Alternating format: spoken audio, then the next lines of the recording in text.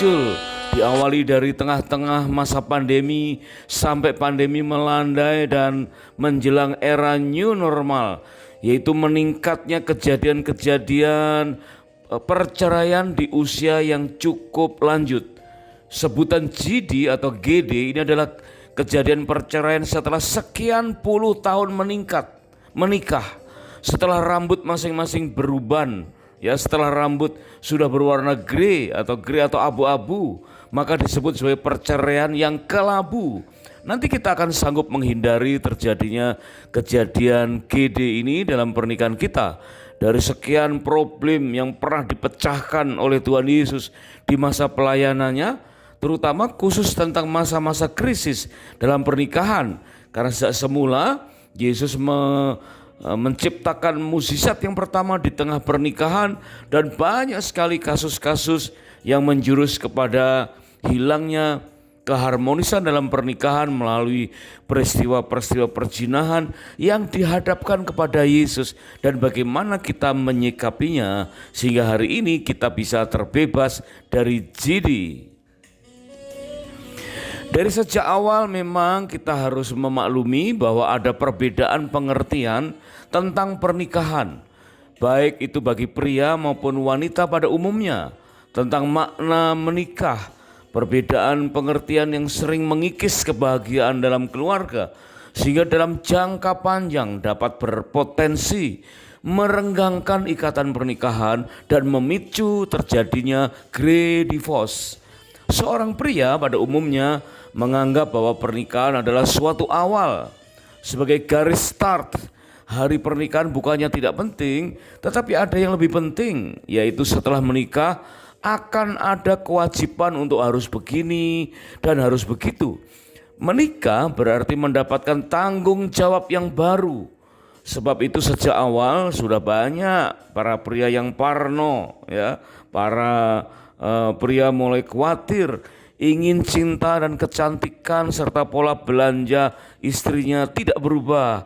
Pria berpotensi takut ketahuan sesuatu atau beberapa hal yang harus dan tidak boleh lagi dilakukan, sehingga tingkat stres semakin tinggi semakin mendekati hari pernikahan. Nah, sedangkan bagi seorang wanita pada umumnya menganggap bahwa pernikahan adalah akhir dari perjuangan yang panjang. Pernikahan sebagai garis finish, jadi sangat berbeda dengan pria, ya. Pria pernikahan sebagai suatu awalan, sebagai garis start, sedangkan wanita sebagian besar menganggap bahwa pernikahan adalah sebagai garis akhir, garis finish, dan mereka sering mengingat masa-masa pernikahan yang tinggal sedikit hari lagi dengan bernafas panjang, lega, berkata, akhirnya aku menikah juga. Wanita menganggap betapa penting hari pernikahan yang spesial. Dan setelah hari H, udahlah, gak usah dipikirin karena sudah mendapat pemimpin yang baru. Wanita menginginkan adanya perubahan-perubahan dari beberapa sifat suami. Merasa saatnya berbagi, saya bisa, saatnya merealisasikan mimpi dari hari ke hari setelah pernikahan nanti. Lihatlah aku nanti guys setelah ini. Wah, seolah-olah masa pernikahan itu benar-benar memulai sesuatu yang baru. Pendapat sebagian besar pria dan wanita tentang makna pernikahan tersebut tidak seluruhnya benar dan juga tidak seluruhnya salah. Menurut seorang konselor pernikahan bernama Douglas Weiss, mengatakan bahwa pernikahan adalah sebuah perjalanan, dan seorang suami dan seorang istri tentunya harus sama-sama mengetahui bahwa sebuah perjalanan tentu terdapat belokan, ya, kelokan, atau tanjakan, atau jalan yang menurun, bahkan kadang ada kemacetan, sehingga tidak semua keluarga secara otomatis dapat menikmati keindahan dalam perjalanan pernikahan. Karena banyak dari mereka yang tidak fokus pada visi penyediaan pada Tuhan. Mereka mungkin teralihkan dengan keadaan lalu lintas yang seringkali membuat mereka uring-uringan atau berpura-pura tidak menghadapi persoalan, padahal sebetulnya sedang memendam persoalan dalam pernikahan mereka. Seorang bernama Vansel Hafner pernah berkata bahwa iblis tidak melawan agama. Dia lebih pintar dari itu.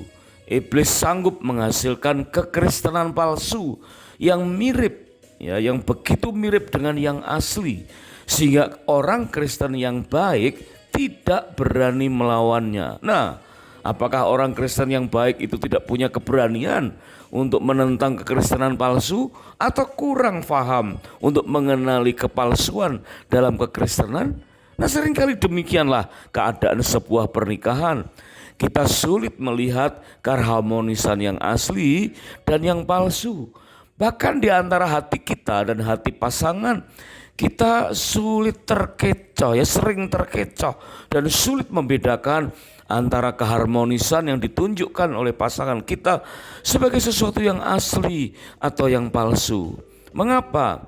Karena pernikahan adalah kesatuan dari dua pribadi yang masing-masing sebagai makhluk rohani yang berjiwa dalam tubuh yang bersifat sementara.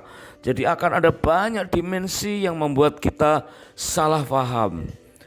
Tidak semua kemeriahan resepsi pernikahan memberi makna yang sama bagi setiap pasangan.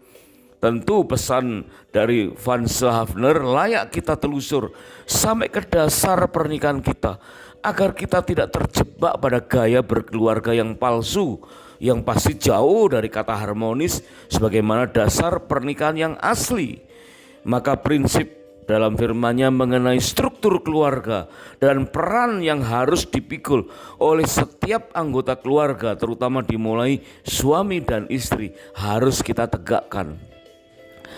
Myles Munroe mempunyai beberapa pengajaran tentang alasan yang tidak sehat untuk menikah, ya, dan juga ada alasan yang sehat untuk menikah. Nah, tentu kita sudah pernah tentukan itu untuk memilih alasan yang sehat, yaitu yang pertama atas kehendak Tuhan. Dan apapun atas kehendak Tuhan, berarti perlu kita bertanya tentang segala sesuatu dalam hal pernikahan kepada Tuhan. Karena jika bukan Tuhan yang membangun rumah tangga, maka sia-sialah usaha orang yang membangunnya. Tetapi kadangkala alasan yang tidak sehat itu pelan-pelan, ya, pelan-pelan mengganggu keharmonisan, tapi banyak yang berpura-pura seolah-olah masih tetap harmonis. Antara lain menikah karena sering jengkel terhadap orang tua, ya. Dasar yang sudah lama berlalu bisa muncul kejengkelan terhadap pasangan, merasa terpaksa. Atau menikah sebagai ekspresi pemberontakan, ingin cepat menikah, ingin cepat keluar dari rumah tangga asli, padahal ternyata sekarang rumah tangga barunya juga tidak memuaskan. Karena ingin melarikan diri dari rumah atau gambar diri yang negatif, menikah untuk mengatasi kekecewaan, misalkan karena belum lama, atau kecewa karena ditinggal oleh kekasih, dan ternyata lebih kecewa lagi ketika pasangannya tidak memenuhi apa yang diharapkan. Kekecewaan kecil ditambah dengan kekecewaan kecil semakin menumpuk, tetapi ditutup dengan kemampuan-kemampuan mengkamuflase seolah-olah tetap harmonis. Padahal seharusnya kita mempunyai tahapan hubungan yang dari awal sampai saat ini, kapanpun usia pernikahan kita, terus meningkat. Tahapan hubungan yang terus meningkat mulai dari perasaan ketertarikan dari hati, ya, kemudian eyes to eyes, dari mata ke mata, mouth to mouth, head to head, heart to heart, dan kemudian faith to faith, ya. Harusnya benar-benar hati kita sesuai dengan apa yang kita pandang, ya. Kita melihat pandangan pertama mengagumkan, setelah kita renungkan, wah cocok, ya. Kemudian mulut kita mulai berkomentar tentang hal yang baik, kita berpikir betapa jodohnya kita dengan si dia, sehingga terkonfirmasi oleh iman yang sama. Nah, akhirnya kita siap untuk membangun rumah tangga yang baru. Tetapi dalam proses tahapan hubungan itu seringkali ada kekecewaan kecil yang ditutup-tutupi dengan keharmonisan yang palsu. Kita pernah belajar memahami global vision tentang pernikahan dengan menyingkapkan adanya timbunan harta pusaka dalam kehidupan awal pernikahan dan nilai-nilai tentang berkeluarga yang terdapat dalam Alkitab, namun seringkali itu tidak muncul dalam praktek sehari-hari karena didominasi oleh berbagai macam kekecewaan.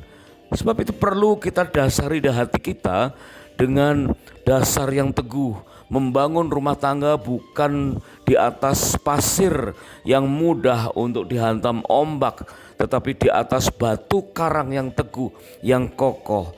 Pernikahan adalah kesatuan dari dua pribadi, masing-masing sebagai makhluk rohani yang berjiwa dalam tubuh yang sifatnya sementara.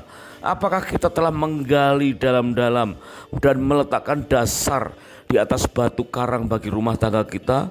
Apakah kita mendirikan rumah tangga di atas tanah tanpa dasar, sehingga ketika banjir melanda, rumah itu segera rubuh dan hebatlah kerusakannya? Tercantum dalam Lukas pasal yang ke-6 ayat 47 sampai dengan 49. Setelah kita memahami makna berbulan madu melalui berbagai episode yang ada, maka kita harus berani menghadapi satu kenyataan bahwa angka grey divorce memang faktanya sekarang ini semakin meningkat. Sebagai contoh, mengutip data dari Dinas Kependudukan negara kita Indonesia sekitar 10 tahun yang lalu, ya. Coba kita bandingkan dengan 10 tahun kemudian. Sepanjang tahun 2015 saja sebelum ada pandemi itu terdapat 288.000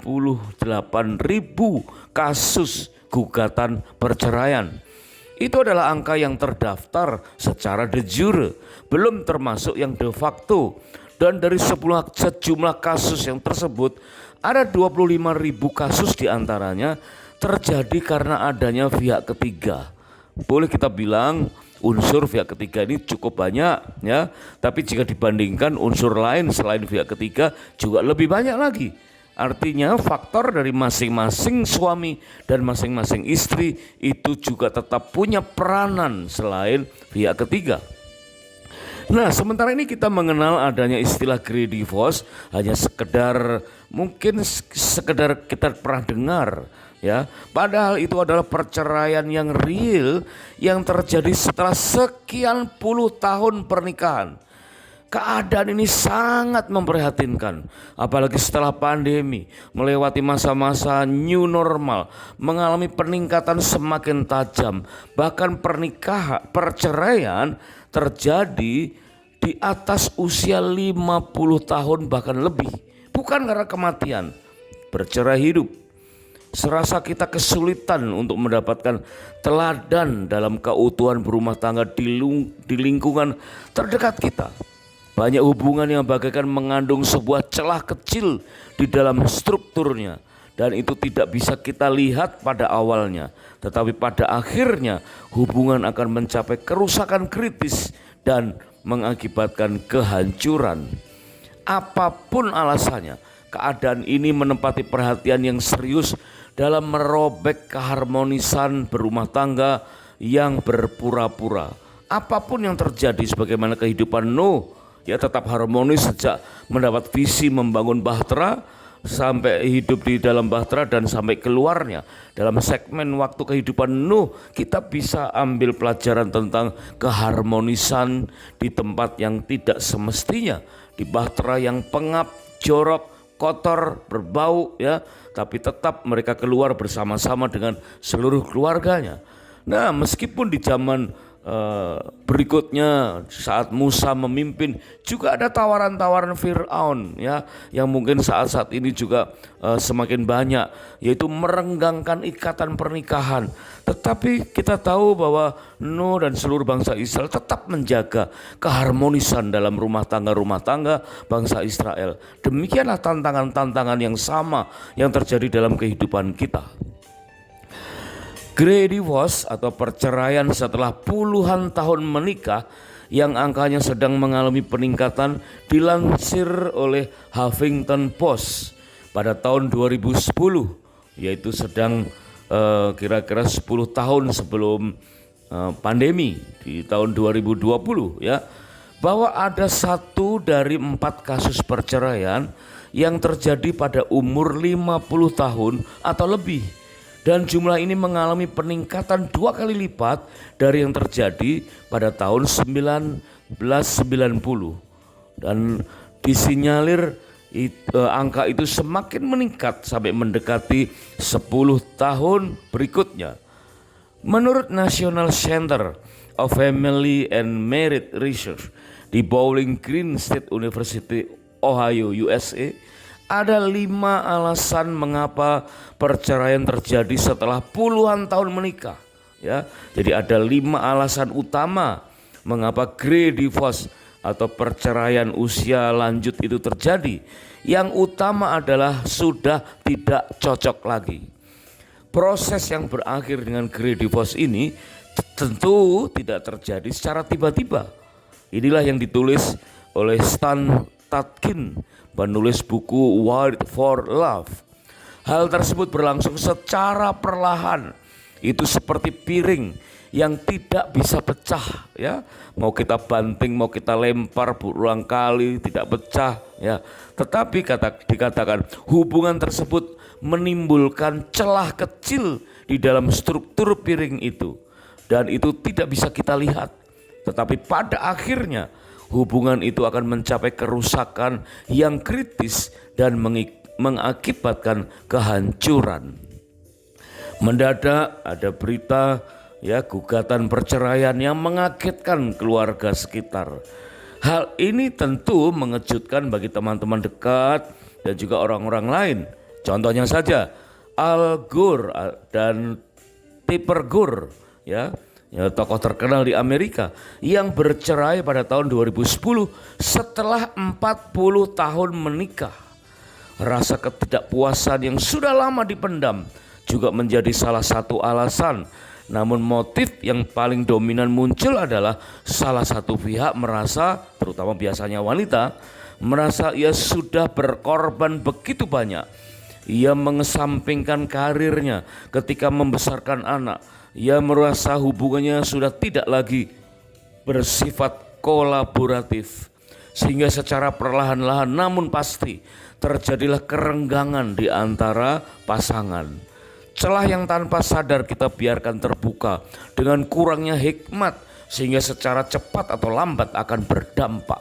Celah yang kita biarkan terbuka itu bisa saja karena pengabaian dari hal-hal yang nampak secara umum biasa, yaitu fakta tentang seorang suami yang ternyata lebih manja dari istrinya, atau istri lebih dominan dari suaminya, atau bisa juga oleh karena sisa-sisa PR masa kecil terhadap kepribadian yang belum atau tidak terselesaikan melalui pernikahan. Mungkin ada beberapa karakter atau hal-hal kecil yang terselesaikan akibat dari pernikahan, saling menutupi, saling mendukung. Tapi mungkin ada beberapa hal yang justru bersifat mendasar yang tidak dapat terselesaikan saat menikah. Untuk menghindarkan diri dari kesulitan menyelesaikan sisa PR masa kecil, kita perlu ekstra waspada bahkan sejak masa remaja. Contohnya saja penelitian tentang prevalensi GDY, ya. Hanya 1,8% dalam 1 tahun berselang prevalensinya meningkat 500%. Ini menurut jurnal American Academy of Pediatrics tahun 2021. Ya, gejala-gejala kelainan kepribadian ini tanpa disadari, ya, tetap ada meskipun setelah menikah. Betapa pentingnya unsur spiritualitas dalam berumah tangga, sebab berbagailah orang yang takut akan Tuhan, yang sangat suka kepada segala perintahnya. Anak cucunya akan perkasa di bumi, angkatan orang benar akan diberkati. Amin. Mazmur 112 ayat 1 dan 2. Spirituality the way individual seek ultimate meaning, purpose, connection, value, or transcendence. Betapa pentingnya spiritualitas sebagai cara individu untuk mencari makna, tujuan hidup, hubungan, nilai atau transendensi tertinggi. Nah, ada berita lain yang sudah lama beredar terjadi di luar negeri, terutama di Amerika, ya. Seolah-olah di zaman pemerintahan Obama dengan dilegalkan pernikahan sejenis, wah, itu mengakibatkan goncangan dalam kesatuan pernikahan. Padahal seperti itu di Amerika sudah lama terjadi. Kejadian tahun 1980 diberitakan adanya keuskupan G pertama di Amerika dengan diadakannya upacara pentahbisan seorang uskup yang bernama Uskup Gene Robinson. Ya, jadi bukan karena akibat Barack Obama, ya, tetapi memang sejak dahulu sudah ada pentahbisan uskup G yang pertama, ya, bernama Gene Robinson. Ini sangat aneh karena Gene waktu pelantikan didampingi oleh kekasihnya yang bernama Mark, yaitu seorang pria. Lebih aneh lagi, di balkon atas ikut menyaksikan pentahbisan itu seorang mantan istri Gene dan 2 anak Gene Robinson. Berarti dapat disimpulkan bahwa sesungguhnya Gene Robinson adalah seseorang yang dahulunya normal karena beristri dan bahkan mempunyai 2 orang anak. Pertanyaannya, mengapa akhirnya Gene Robinson menjadi seorang gay, ya, dan berpacaran dengan Mark yang juga seorang pria, dan akhirnya mereka dilantik, ya, menjadi uskup yang pertama. Pertanyaannya, mengapa akhirnya Gene menjadi seorang gay? Berarti ada sesuatu yang terjadi dalam diri Gene Robinson dalam pernikahan dengan istrinya, atau adanya anomali dalam pola asuh sejak anak-anak yang belum terselesaikan melalui pernikahan. Atau bisa saja setelah menikah banyak dari kita, ya, hilangnya unsur I atau intimisi. Ya, kita tahu bahwa unsur I adalah bagian dari unsur komitmen, ya, kemudian passion, dan kemudian intimisi. Ada segitiga, ya. Ada segitiga di mana yang paling bawah adalah komitmen. Pernikahan itu didasarkan oleh ikrar, ikat janji, komitmen hidup dan sampai dengan meninggal, ya. Tetapi dipengaruhi oleh sisi yang lain, yaitu passion dan intimisi. Nah, akibatnya banyak orang karena sudah tidak intim lagi, akibatnya bercerai secara de facto, belum secara de jure, masih seatap namun pisah hati, ya. Disitulah dikatakan terjadi divide et impera et home. Bagaimana nasihat firman Tuhan tentang hal ini? Tentu prinsip-prinsip of merit dalam 1 Korintus 7 ayat 1 sampai 5 perlu kita ikuti. Tuhan mengingatkan, ya, mengingat bahaya percabulan. Ini firman Tuhan berkata demikian, baiklah setiap laki-laki mempunyai istrinya sendiri dan setiap perempuan mempunyai suaminya sendiri. Hendaklah suami memenuhi kewajibannya terhadap istrinya, demikian pula istrinya terhadap suaminya.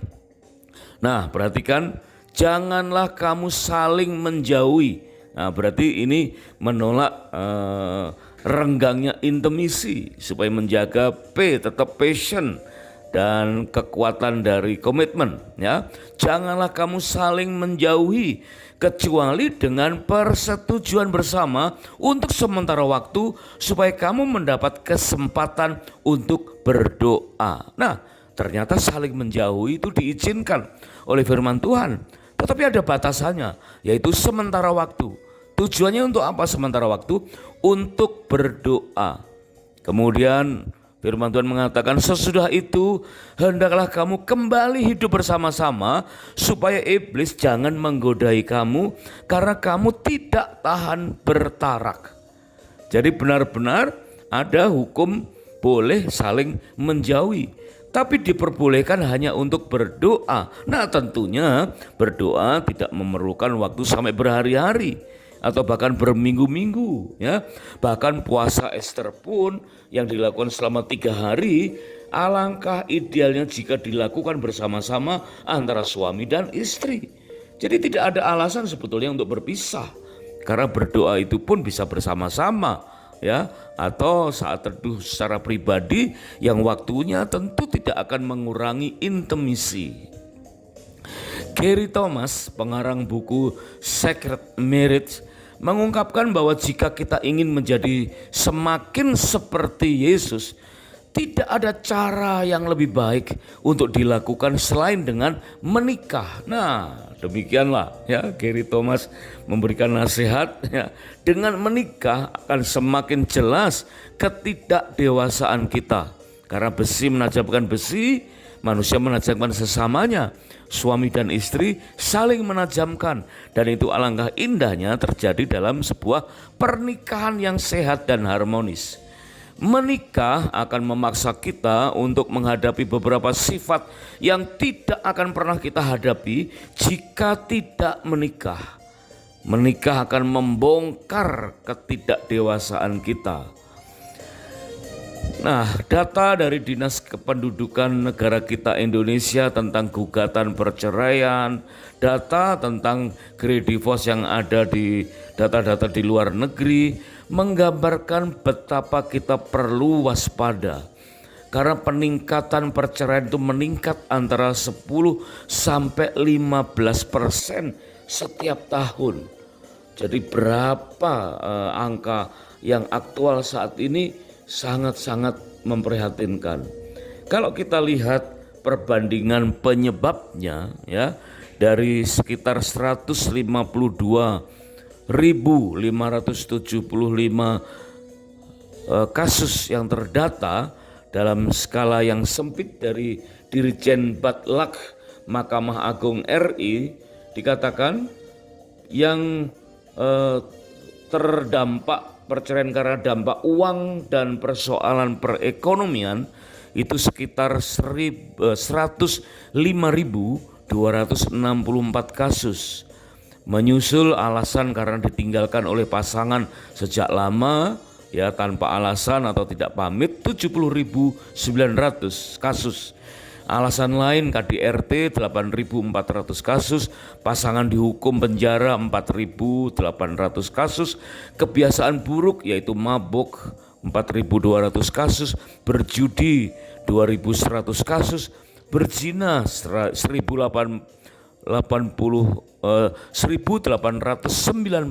kasus, dipoligami dan tidak terima minta cerai 1.657 kasus, murtad atau pindah agama 600 kasus, dan alasan-alasan lain.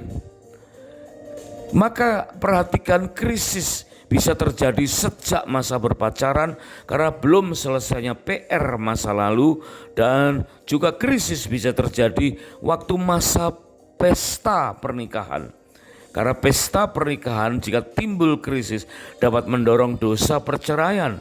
Maka Tuhan Yesus datang di pernikahan di Kana yang hampir mengalami krisis.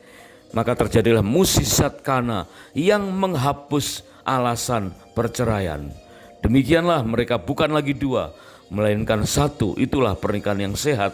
Karena itu apa yang telah dipersatukan Allah tidak boleh diceraikan oleh manusia.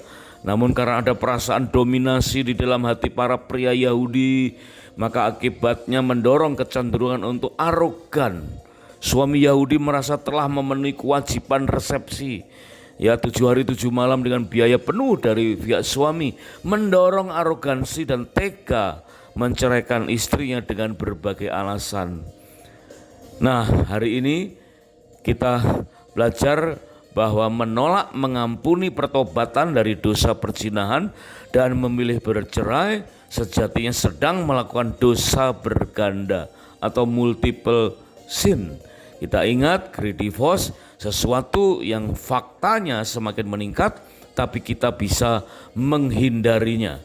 Ya, karena kita tahu ada 5 alasan tadi bahwa dikatakan oleh Stan Stakin bahwa hal demikian tidak boleh terjadi karena terjadinya secara pelan-pelan, dan alasan lain benar-benar kita harus dapat kita kendalikan.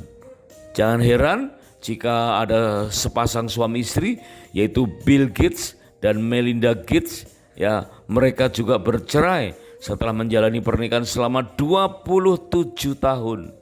Bill dan Melinda Gates mengumumkan perceraian mereka, dan sebagai big tech boss kehidupan mereka menjadi panutan para digital native, berarti ada kemungkinan banyak yang menirunya. Ini sesuatu yang perlu kita hindari, ya. Fahamilah adanya faktor-faktor tentang timbulnya meskipun pelan-pelan unsur yang menyebabkan great divorce, sehingga bukan hanya perbedaan di masa lalu yang perlu kita waspadai, tapi perubahan masa kini juga berpotensi mendorong dosa perceraian.